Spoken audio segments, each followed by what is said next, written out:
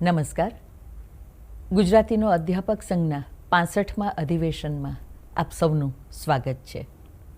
મારા આજના પ્રમુખીય વ્યાખ્યાનનો વિષય છે કવિતાની પદાવલી 1 પુનર્પાઠ. વર્તમાનની ક્ષણના પૃથુલ ઘેરામાંથી મુક્ત થઈને મારી વહીના પાછલા પાનાઓ ખોલું છું તો એમાં વંચાઈ છે ઈસવીસન 1977ના ઓગસ્ટ માસના કંકાવટી સામયિકમાં પ્રકાશિત લેખ કાવ્યમાં પ્રતીકો. લેખક છે ડૉક્ટર ચંદ્રકાંત ટોપીવાળા. શું લખે છે તેઓ આ લેખમાં? તેઓ કહે છે, ગણિતમાં અ બ હોય પણ કાવ્યમાં અ બ હોય, ક હોય, ગ પણ હોય અને પાછા એકેકના અનેકાનેક સંકેતો એકી સાથે અનુભવાતા હોય. વહીના થોડા વધુ પાનાઓ ખોલું છું ને ઉઘડે છે સુરેશ જોશીનું કિંચિત. શું લખાયું છે આ કિંચિતમાં?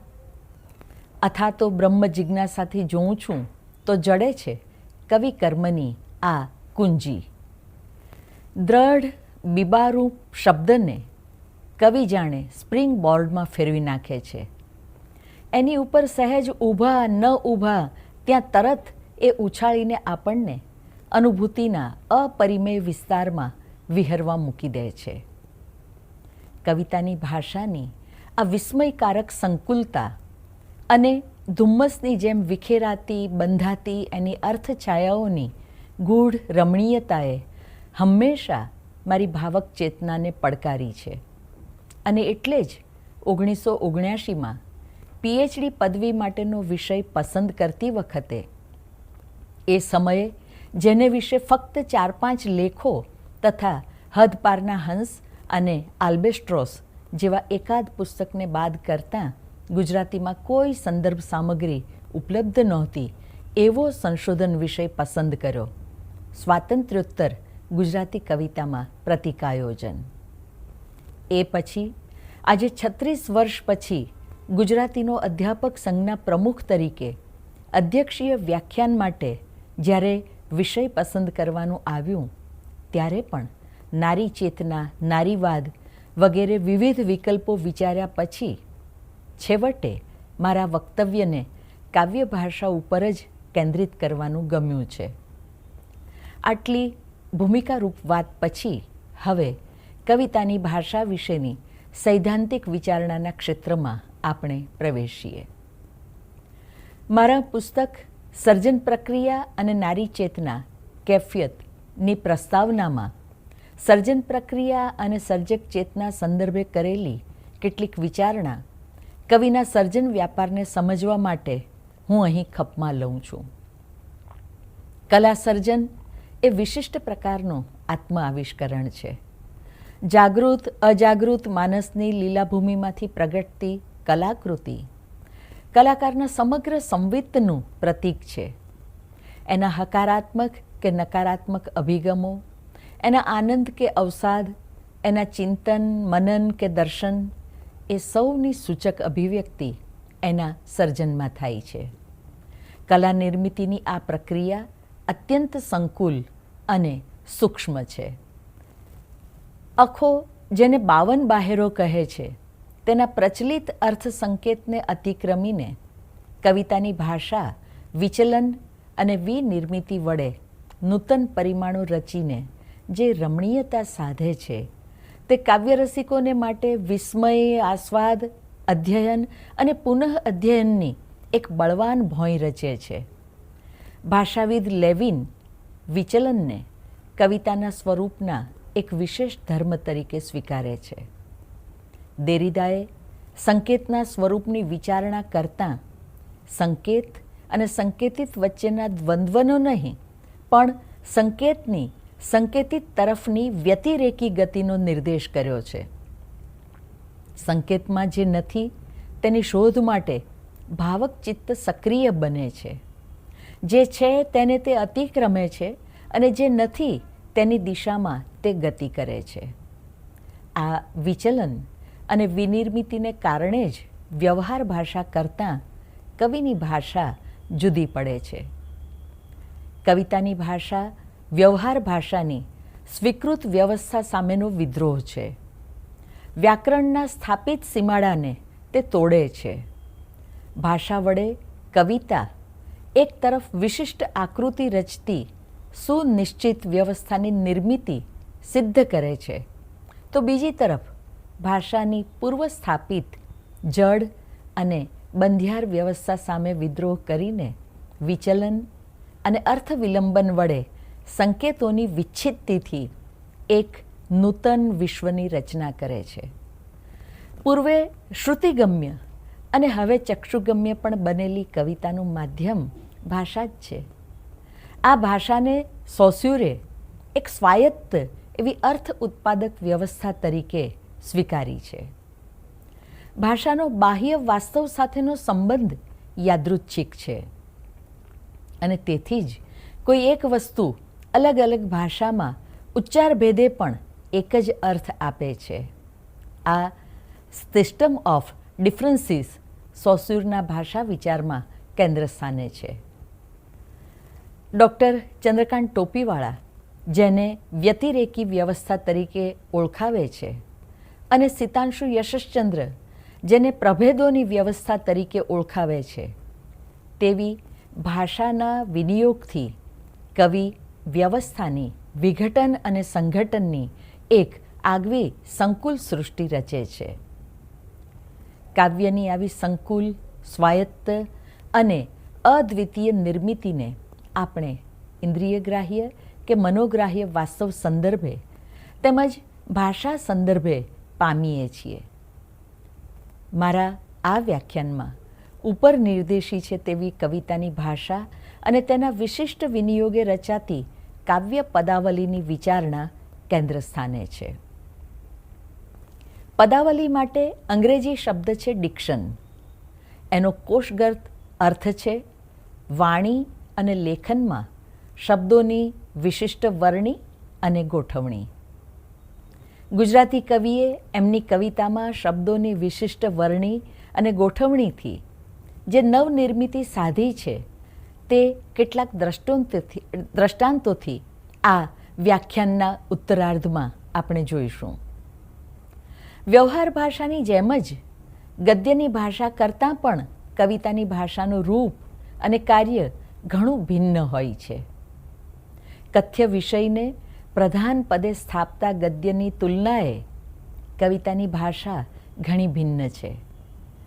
કવિતામાં કથ્યની સાથે જ અથવા તો તેના કરતાં પણ ભાષાભંગી અને તેમાંથી પ્રગટતા સંકેતો, અર્થ, ધ્વનિ આદિ વિશેષ મહત્ત્વના હોય છે.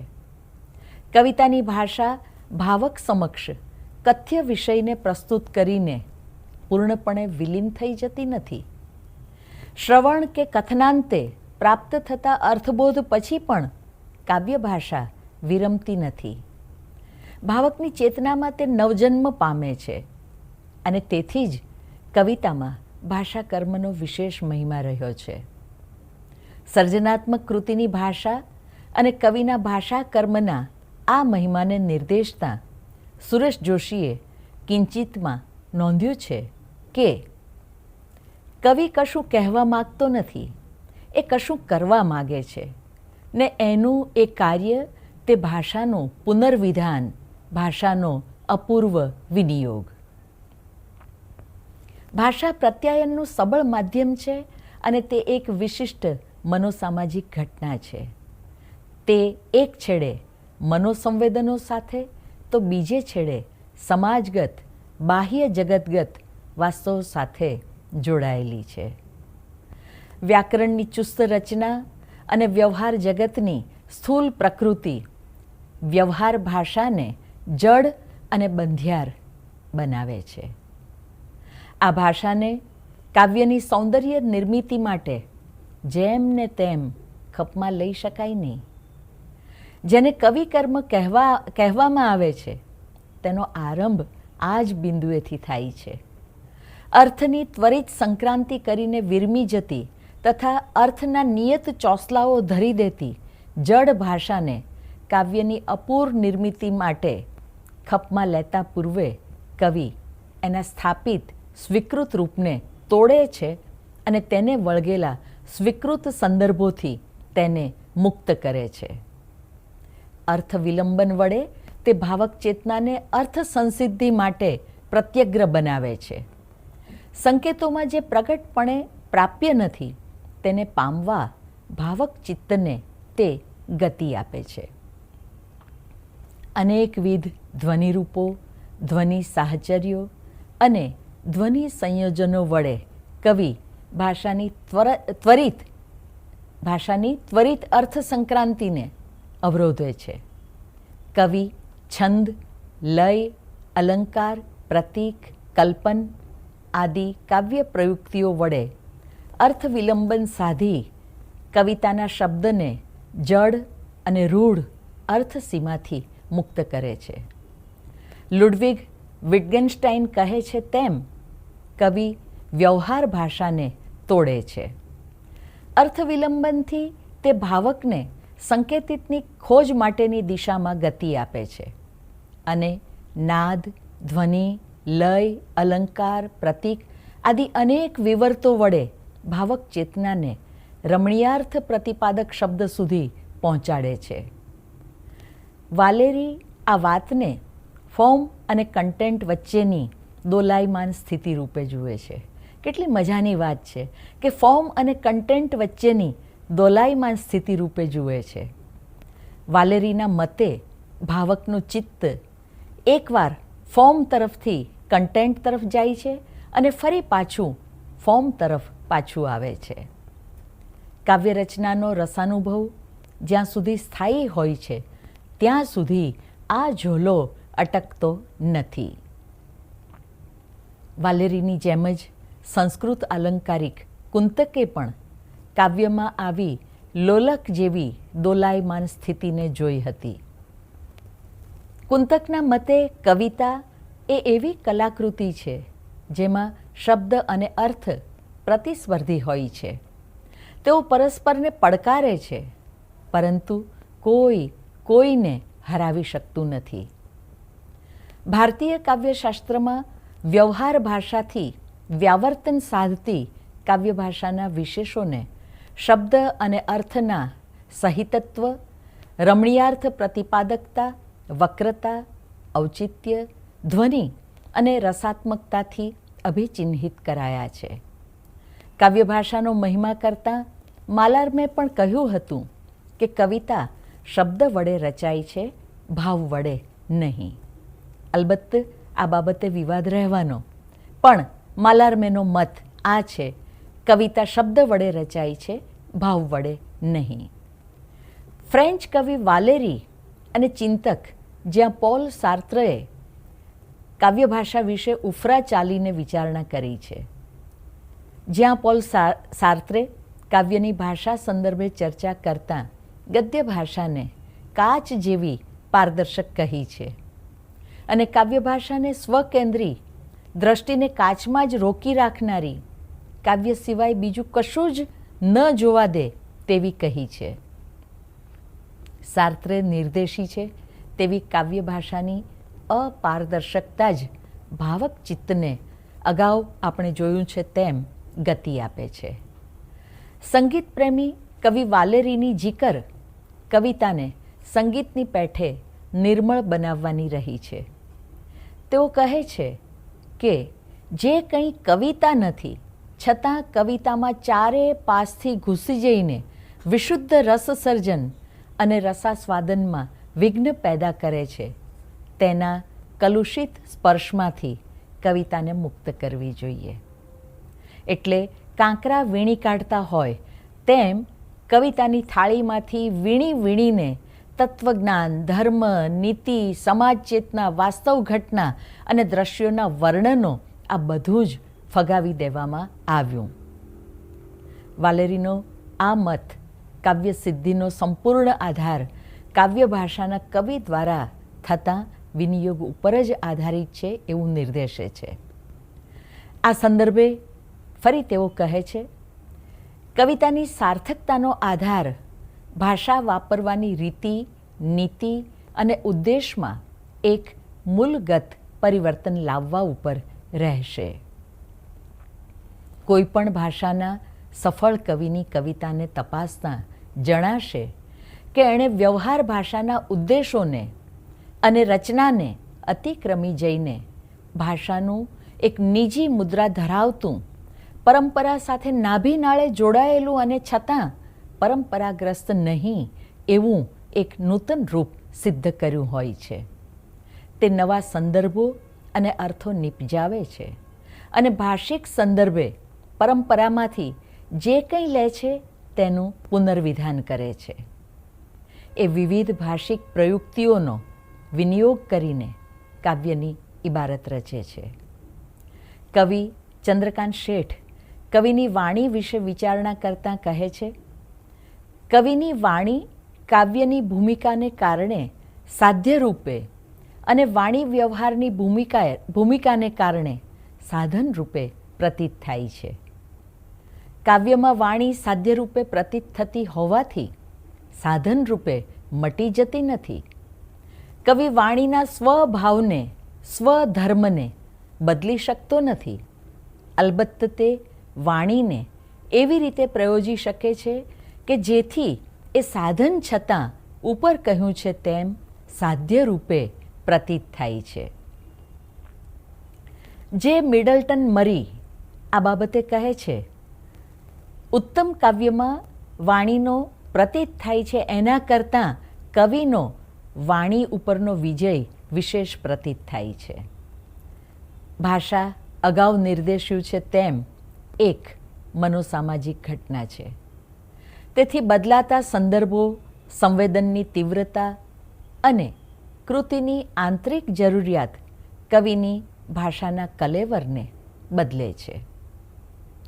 ગુજરાતી ભાષાના પ્રાજ્ઞ કવિ વિવેચક સિતાંશુ યશશ્ચંદ્ર એમના પુસ્તક અસ્યાહા સર્ગવિધૌમાં કાવ્ય ભાષાની વિચારણા સાંસ્કૃતિક ઇતિહાસ અને ભૂગોળના સંદર્ભે કરવાની હિમાયત કરે છે. તેઓ કહે છે કે કાવ્ય ભાષાનો પ્રશ્ન અમૂર્ત રૂપે અને સંદર્ભો વિનાના શૂન્યાવકાશમાં ન જોતાં આપણી પોતાની સાંસ્કૃતિક ભૂગોળના તેમજ આપણા સાંસ્કૃતિક ઇતિહાસના સંદર્ભમાં તપાસીએ ત્યારે એ પ્રશ્નના રસપ્રદ પાસાં નજરે ચઢે છે. ભારતીય ભાષાઓ માટે કાવ્ય ભાષાનો પ્રશ્ન એક વિશાળ ભૌગોલિક ક્ષેત્રમાં વસેલી દીર્ઘ ઇતિહાસ સાતત્યવાળી પ્રજાના જીવનની આંતરિક ગૂંથણીનો પ્રશ્ન છે. એ જ રીતે આગળ કહે છે, સામાન્ય અને વિશેષ બંનેનો સમાવેશ કરવાનો દુષ્કર કાર્ય કાવ્ય ભાષાએ કરવું પડે છે. ઇતિહાસ અને ભૂગોળની વ્યાપક સંરચનાઓમાં છેક સુધી સંચરણ કરવું અને એ રીતે એમને સ્થિરતા અને પુષ્ટિ આપવાનું કામ પણ કાવ્ય ભાષાએ કરવાનું છે. સાથોસાથ એ સંરચનાઓના અતિશાસનને, જડતાને અને સ્વ અંશ વિધ્વંસક વલણોને પડકારવાનું કામ પણ એણે કરવાનું છે.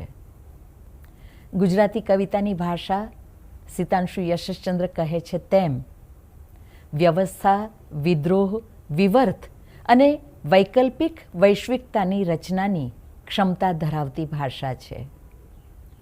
ડૉક્ટર ચંદ્રકાંત ટોપીવાળા એમના પુસ્તક લઘુ સિદ્ધાંત વહીમાં એક મનોવિજ્ઞાની સંશોધક જૂથને ટાંકીને એમ કહે છે, કવિતા મસ્તિષ્કના પક્વ કોષો માટે છે. કવિતા મસ્તિષ્કના પક્વ કોષો માટે છે.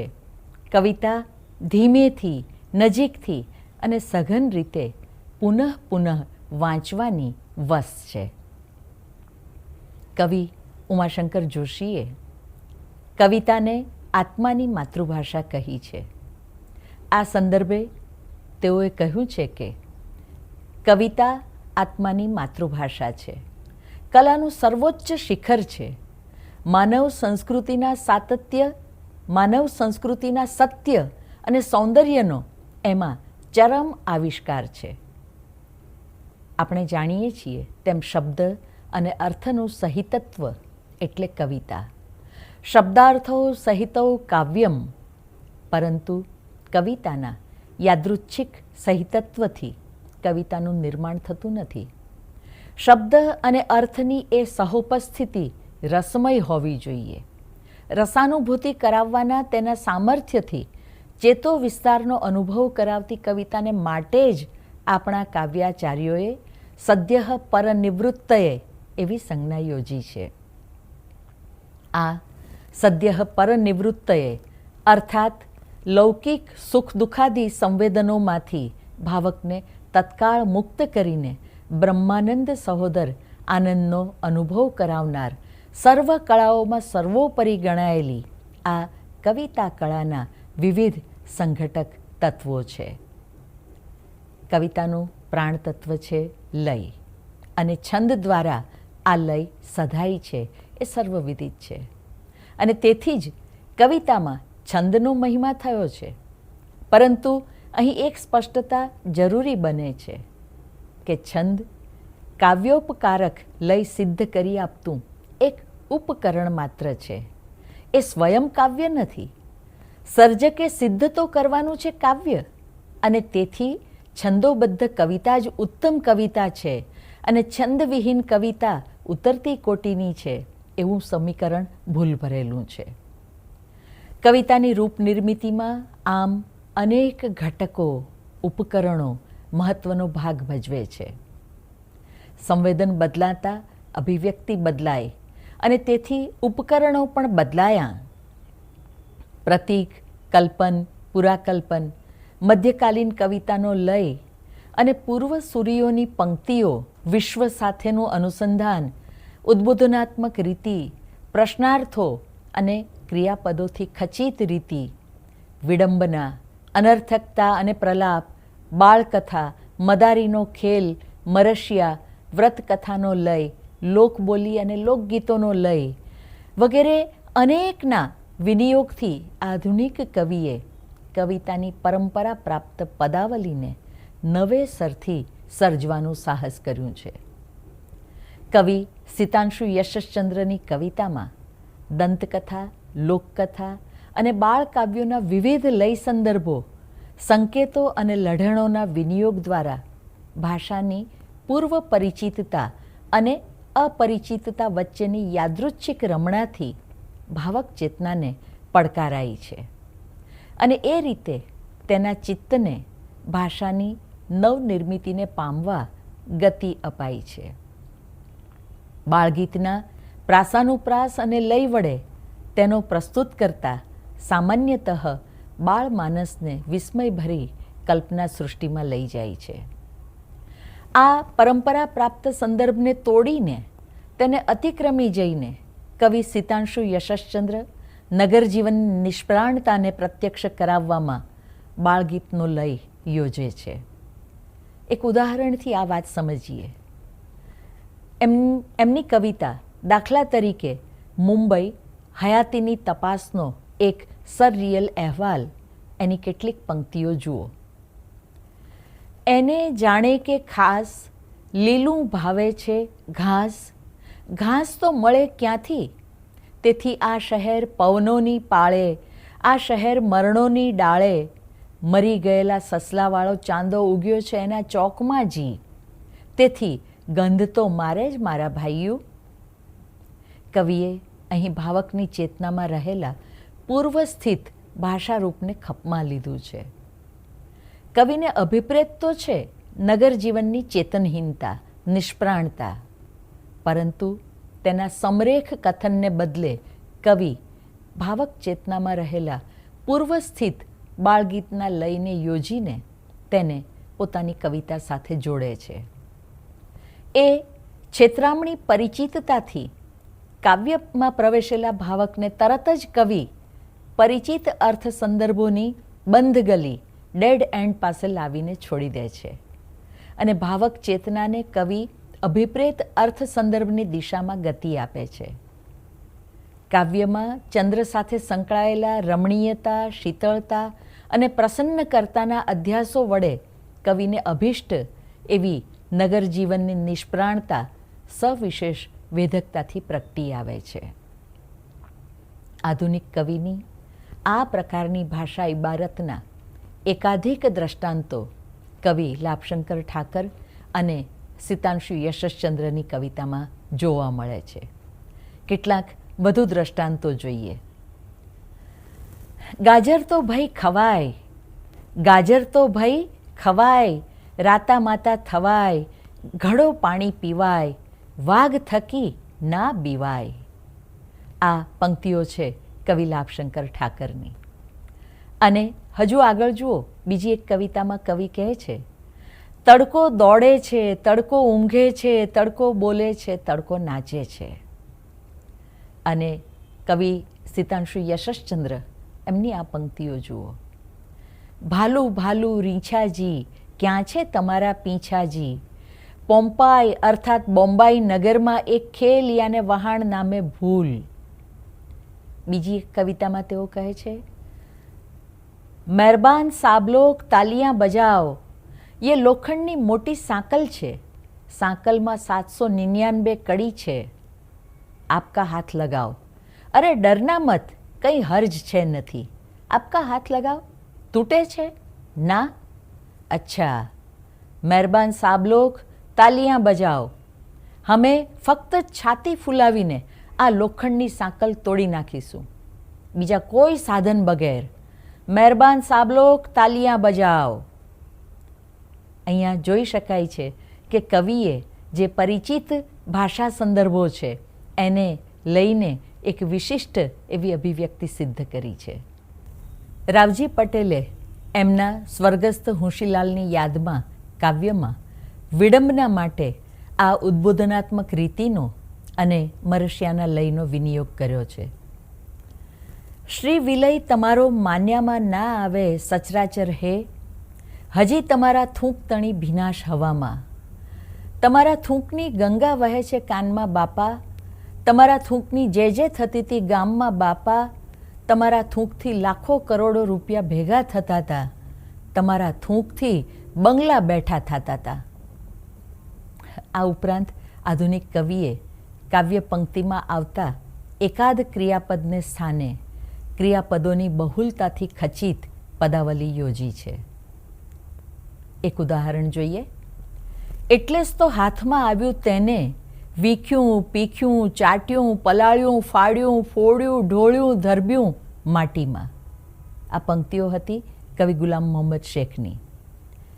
બીજું એક ઉદાહરણ જોઈએ. તડકાના સરોવરમાં તડકો ડૂબે, તડકો દોડે છે, તડકો ઊંઘે છે, તડકો બોલે છે, તડકો નાચે છે, તડકો તડકો તડકો ચારે કોર. આ હતા કવિ લાભશંકર ઠાકર.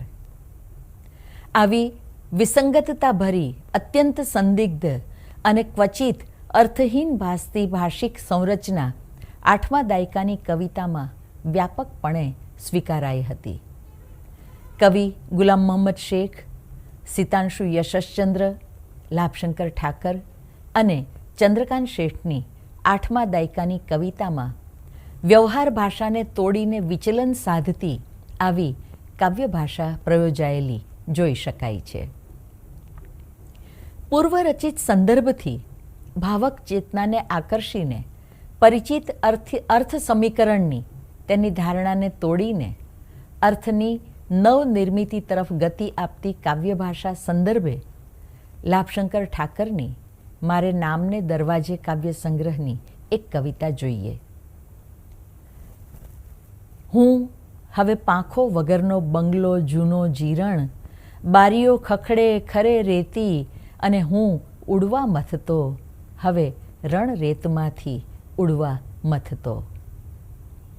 અહીં હું બંગલો જૂનો જીરણ પંક્તિ ભાવકને મીરાની કાવ્ય પંક્તિ જૂનું તો થયું રે દેવળ સાથે જોડે છે, પરંતુ બીજી જ પંક્તિથી કવિ મીરાની એ કવિતાના સમીકરણાત્મક નિરૂપણોના કળણમાંથી ભાવકને ઉપાડી લઈ અને હું ઉડવા મથતો પંક્તિ સામે ખડો કરી દે છે. અર્થ વિલંબન વડે સધાતું વિચલન ભાવકને અર્થની નવનિર્મિતિ માટે ઉશ્કેરે છે. ક્ષણે ક્ષણે વિલય પામતા ક્ષયિષ્ણુ માનવ જીવન અને સપ્રાણ ગતિયુક્ત ચૈતન્ય માટેની તેની અભિપ્સા એ બંને વચ્ચેના સંઘર્ષને વ્યક્ત કરવામાં કવિની આવી સંકુલ ભાષિક સંરચના પરિણામગામી બની રહે છે. આધુનિક કવિઓએ પ્રાચીન કવિતાની ઉદ્બોધનાત્મક શૈલીનો પણ લાક્ષણિક વિનિયોગ કર્યો છે. તમિલ કવિતા તિરુક્કુરળનું એક દ્રષ્ટાંત જોઈએ.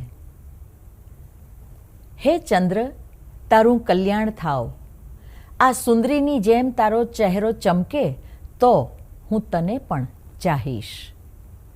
પ્રણયના ભાવ સંવેદન માટે યોજાયેલા આ ડિક્શનને નિરંજન ભગતે એમના હે મૃત્યુ કાવ્યમાં મૃત્યુ સંદર્ભે યોજ્યું છે તે આપણે જાણીએ છીએ. કવિ વિનોદ જોશીની કવિતામાં પ્રણય સંવેદનની નૂતન અભિવ્યક્તિ માટે પરિચિતથી અપરિચિત તરફ લઈ જઈને કાવ્યાનુભવને સંસિદ્ધ કરતી પદાવલીનો એક સુંદર દ્રષ્ટાંત જોઈએ. પંક્તિઓ છે: માર્ગ કેરા ચીંથરા સળવળ દોડ્યા જાય, વિમલી તારે દેશ તાકો થઈને ઉખળે. અહીં પૂર્વ પંક્તિમાં ચીંથરા જેવા પરિચિત લોક અધ્યાસને માર્ગ ઉપર આરોપિત કરીને કવિ વિયોગ વિક્ષિપ્ત કાવ્યનાયકની મનોદશાને ચીંધી આપે છે. સાધારણ જણાતી આ પંક્તિ બીજી પંક્તિમાં વિમલી તારે દેશથી ટેક ઓફ કરીને તાકો થઈને ઉખળેમાં ચીંથરાના વિરોધે તાકો શબ્દથી અપૂર્વતા સાધે છે. બે જ પંક્તિના લઘુ ફલક પર કાવ્યનાયકની ભાષા પરિવર્તનની રમણાને પ્રત્યક્ષ કરી આપવામાં ભાષાની લાક્ષણિક ઇબારત કેવી તો અર્થસમર્પક બની રહે છે તેનું આ આસ્વાદ્ય દ્રષ્ટાંત છે. પરંપરાગત કવિતામાં સાંપડતા તૈયાર અર્થપટલથી ટેવાયેલો ભાવક આ આધુનિક કવિતામાં જ્યારે પ્રવેશે છે ત્યારે ભાવનના સર્જન શ્રમને ન ઓળખનારી તેની ભાવક ચેતના પિંજરના પંખીની માફક અનંત શક્યતાઓથી ભરેલા અર્થના આકાશને માપવા પામવામાં પીછેહટ કરે છે. સર્જક કર્મની જેમ જ ભાવન કર્મ માટેની સજ્જતાનો પડકાર ઝીલાય તો જ ભાવક ચેતનાનો ક્ષિતિજ વિસ્તાર સંભવે. માતૃભાષામાં ભાવકત્વનો અને તેથી જ સર્જકત્વનો પણ ચેતો વિસ્તાર સધાય એમાં જ આપણું અધીત રહેલું છે. ફરીથી આ જ વાતને દોહરાવીને કહીશ કે માતૃભાષામાં આ ભાવકત્વનો અને તેથી જ સર્જકત્વનો પણ ચેતો વિસ્તાર સધાય એમાં જ આપણું અધીત રહેલું છે, એમાં જ આપણું અધીત રહેલું છે. નમસ્કાર.